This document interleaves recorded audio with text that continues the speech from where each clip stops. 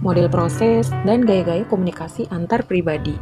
Terdapat 5 subtopik, yaitu model komunikasi, variabel tetap dalam proses komunikasi, variabel tidak tetap dalam proses komunikasi, gaya komunikasi menurut para ahli, kelebihan dan kekurangan gaya komunikasi. Model komunikasi linier. Dalam model ini, komunikator memberikan stimuli dan komunikan melakukan respon yang diharapkan tanpa mengadakan seleksi dan interpretasi. Komunikasinya bersifat monolog. Model Aristoteles. Aristoteles adalah tokoh yang paling dini, yang mengkaji komunikasi, yang intinya adalah persuasi. Ia berjasa dalam merumuskan model komunikasi verbal pertama. Model Aristoteles disebut juga dengan model retoris, karena retorikanya adalah bentuk komunikasi yang umum pada waktu itu. Model Laswell membuat model ini berasal dari kajian komunikasi massa. Sebagaimana diketahui, komunikasi massa adalah komunikasi melalui media massa, cetak atau elektronik. Laswell mengemukakan 3 fungsi komunikasi, yaitu pertama, pengawasan lingkungan yang meningkatkan anggota-anggota masyarakat akan bahaya dan peluang dalam lingkungan.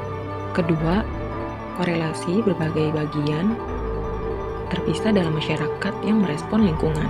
Dan ketiga, transmisi warisan sosial dari satu generasi ke generasi berikutnya. Model Shannon-Weaver. Model ini mengasumsikan bahwa sumber informasi menghasilkan pesan untuk dikomunikasikan dari seperangkat pesan yang dimungkinkan. Mancar transmitter mengubah pesan menjadi sinyal yang sesuai dengan saluran yang digunakan. Saluran atau channel adalah medium yang mengirimkan tanda sinyal dari transmitter ke penerima receiver.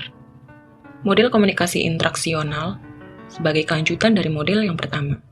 Pada tahap ini, sudah terjadi umpan balik. Komunikasi yang berlangsung bersifat dua arah dan ada dialog, di mana setiap partisipan memiliki peranan. Dalam arti, pada suatu saat bertindak sebagai komunikator, pada saat yang lain bertindak sebagai komunikan. Model komunikasi transaksional. Dalam model ini, komunikasi hanya dapat dipahami dalam konteks hubungan atau relationship antara dua orang atau lebih. Variabel tetap dalam proses komunikasi. Variabel atau unsur-unsur adalah suatu, fasilitas, orang, benda, situasi yang memiliki ciri-ciri yang berfungsi atau digunakan dalam suatu kegiatan. Variabel dalam komunikasi ada yang tetap dan ada yang tidak tetap keberadaannya dalam proses tersebut. Sumber atau pengirim dalam komunikasi antar personal merupakan tempat asal informasi atau orang yang menjadi sumber atau pencipta pesan. Encoding merupakan proses untuk mensandi pesan yang hendak dikomunikasikan. Itu kirim ke bentuk yang dapat dikirim sehingga pesan tersebut dapat diterima oleh pengirim secara baik, benar, dan lengkap. Pesan merupakan ide, pikiran, atau perasaan yang ingin disampaikan oleh sumber kepada penerima. Saluran atau media merupakan tempat dilalui pesan. Decoding adalah penafsiran pesan oleh penerima agar pesan tersebut bermakna sebagaimana yang dimaksudkan oleh pengirim. Penerima adalah destination atau arah yang dituju oleh pengirim. Gangguan. Dalam proses komunikasi, gangguan adalah campur tangan beragam faktor terhadap proses encoding dan decoding. Umpan balik adalah reaksi atau respon yang diberikan oleh penerima terhadap penafsiran pesan yang dikirim oleh pengirim. Konteks menerangkan situasi dan kondisi yang melibatkan jumlah peserta komunikasi. Variabel tidak tetap dalam proses komunikasi. Pengalaman membuat seseorang menjadi lebih berhati-hati dalam berhubungan dengan orang lain agar dapat diterima dengan baik. Pandangan yang bias. Ketika berkomunikasi antar pribadi, kadang-kadang seorang komunikator dan komunikan secara sengaja menutupi sebagian pesan, sehingga rawan terjadi pandangan yang bias. Harapan berlebihan yang sesuai dengan karakteristik pribadi. Kadang-kadang efek suatu pesan menimbulkan umpan balik yang berbeda-beda antar pribadi. Pengetahuan. Perbedaan tingkat pengetahuan akan membuat proses komunikasi semakin sulit. Pengetahuan merupakan hasil dari perkembangan dan pendidikan.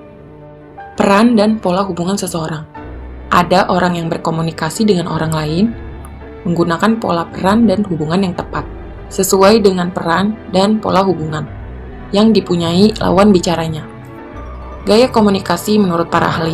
Apa itu gaya komunikasi? Kita kembali pada hakikat komunikasi sebagai tindakan pengiriman dan penerimaan pesan, juga tentang konsep gaya yang merujuk pada cara bagaimana kita berkomunikasi. Gaya komunikasi menjelaskan bagaimana cara kita berperilaku ketika kita mengirim dan menerima pesan.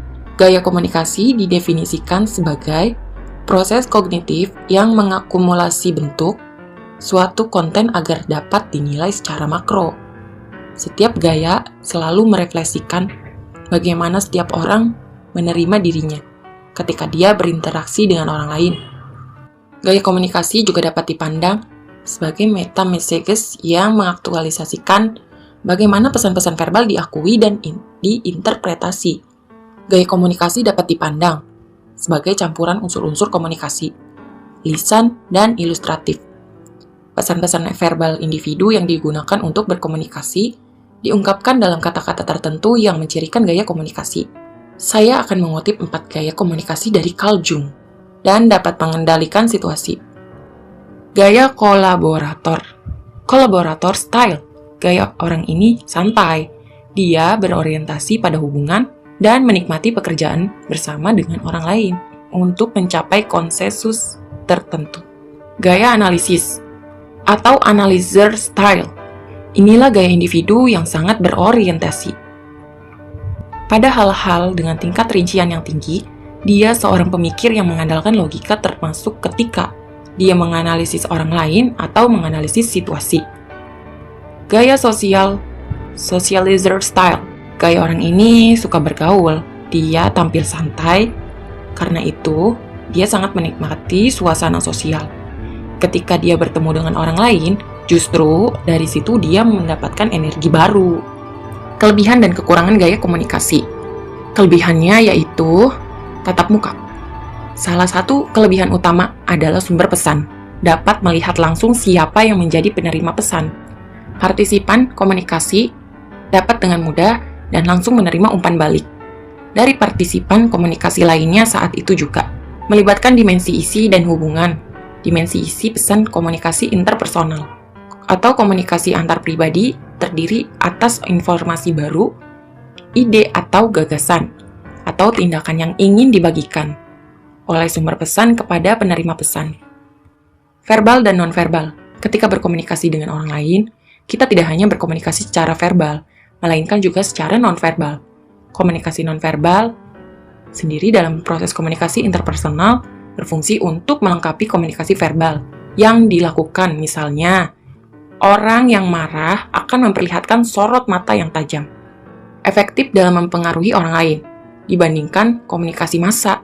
Komunikasi interpersonal atau komunikasi antar pribadi lebih efektif memengaruhi orang lain agar yang bersangkutan mengubah pendapat, sikap, atau perilakunya. Pola gilir komunikasi. Masing-masing partisipan komunikasi memperoleh kesempatan yang sama untuk berbicara. Adapun kekurangannya adalah tidak dapat menjangkau halayak luas. Sumber pesan hanya menyampaikan pesan, hanya kepada lawan bicara yang berjumlah 1 orang. Menimbulkan konflik interpersonal saat berinteraksi dengan orang lain. Tak jarang akan timbul konflik. Peluang interaksi terjadi dalam proses komunikasi interpersonal atau komunikasi antar pribadi sangatlah terbatas.